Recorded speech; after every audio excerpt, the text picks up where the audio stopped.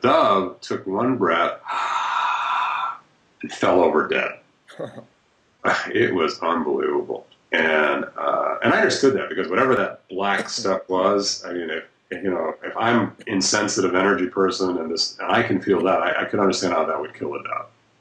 Well, they went through 18 doves, and each dove took longer and longer and longer to die. By the last dove, they were up to about 40 minutes before it died.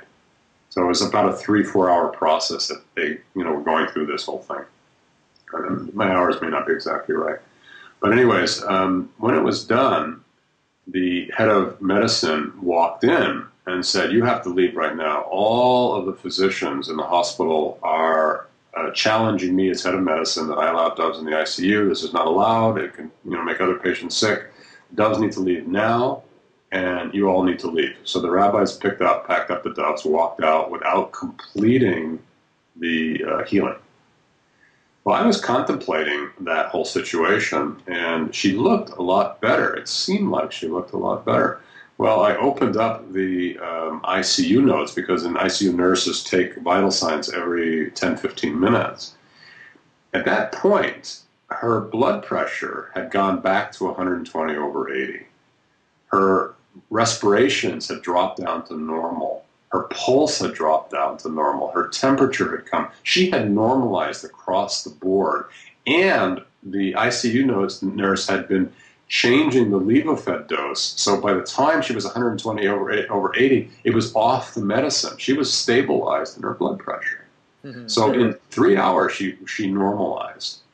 It was an incredible transformation done by an ancient Hebrew ritual with doves, and done by rabbis, that was so far beyond anything I'd ever seen as a medical doctor, or even in the holistic work I had done at that point, that my decision at that point was, this is the doctor I want to be. I want to know what that black stuff is. I want to know why doves heal it. I want to know why some ancient Hebrew tradition has a Talmud that has this information in it. And I want to know why this isn't in traditional medicine today.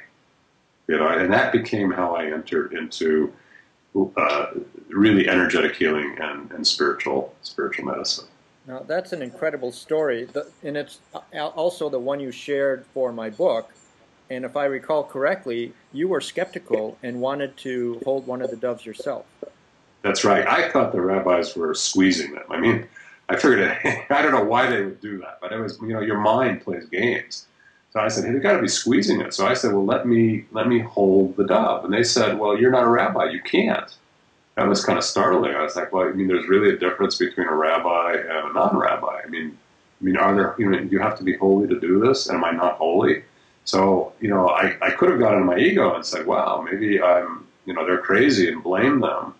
But what I went to is I said, well, maybe there's really truth to it. Maybe there is some holiness that these rabbis have reached to that I don't have, and I need to learn something. So that was one flag in my consciousness. But I did put my hands over the dove, and they wouldn't let me hold it on, but they were holding it. I put my hands over the rabbi's hands, and they were not squeezing that dove. There was nothing going on. The dove was just sitting there on its own. They were basically just holding it over the navel. So there was no hanky-panking going on there with those doves. So you believe that if the healing would have been allowed to be completed, that the girl's life would have been saved? This is a question I've asked myself frequently. I think what the doves did is they discharged the black energy. I think they took it out. I believe that it's possible that she would have healed. On the other hand, today looking back, it's also possible that there was enough damage at that point that she might not have been able to recover. I mean, she had deeply damaged her liver. So I don't know at this point. Okay. Well, that is an amazing story. Can you speak about some other miraculous healings and benefits that people have received from Sufi spiritual healing? Well, after that study, I basically departed from medicine. Mm-hmm. And I took my test, got my degree. I left my internship, my residency early. And I began studying all over the world. I studied with Philippine psychic healers, psychic surgeons. I studied with etheric surgeons. I did some Hawaiian Kuna work and some shamanism, different things throughout the world, looking for these understandings. But what I found, first of all, was that most of these traditions were not really working with God. So there was a piece for me about the God connection that was missing. Now, at that time, I wouldn't have said that, but today I understand that. Secondly, some of the things that were being practiced out there were suspicious. In other words, the things that were going on, I wouldn't even say that you could definitely say they were realistic.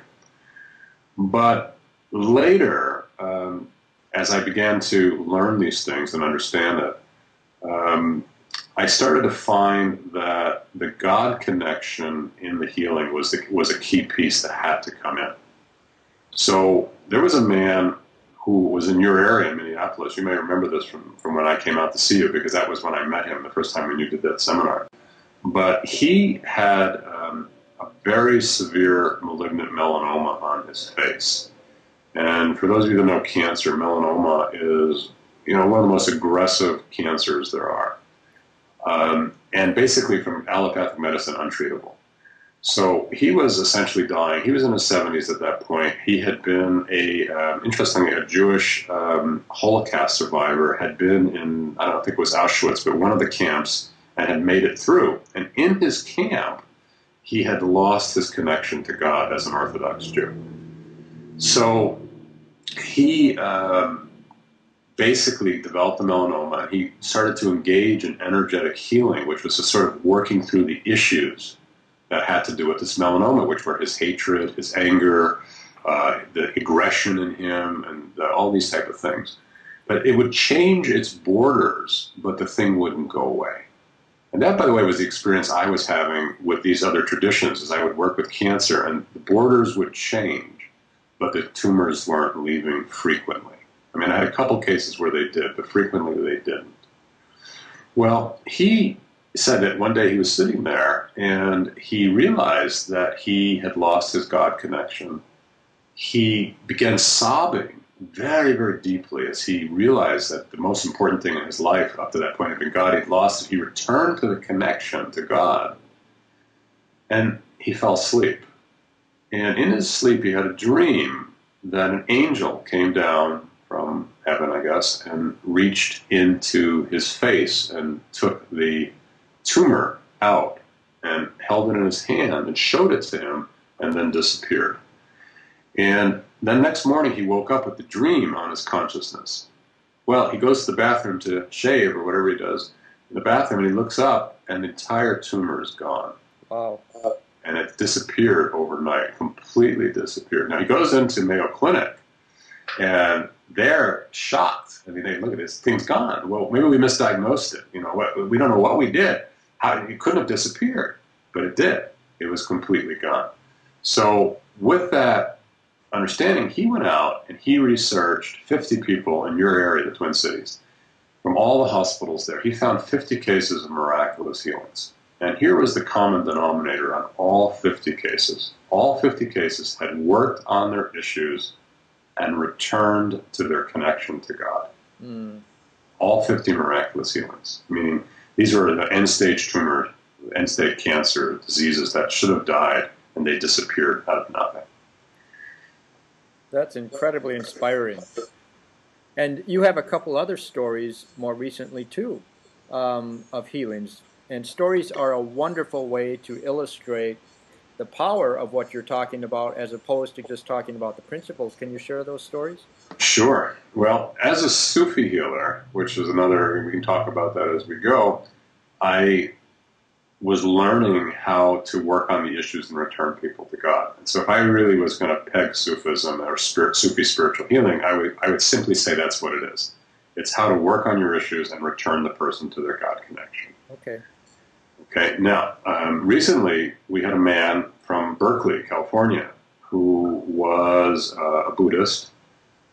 He had massive adenocarcinoma of the lung. And when I say massive, I'm talking about maybe 8 inches in diameter, and circular like a melon that had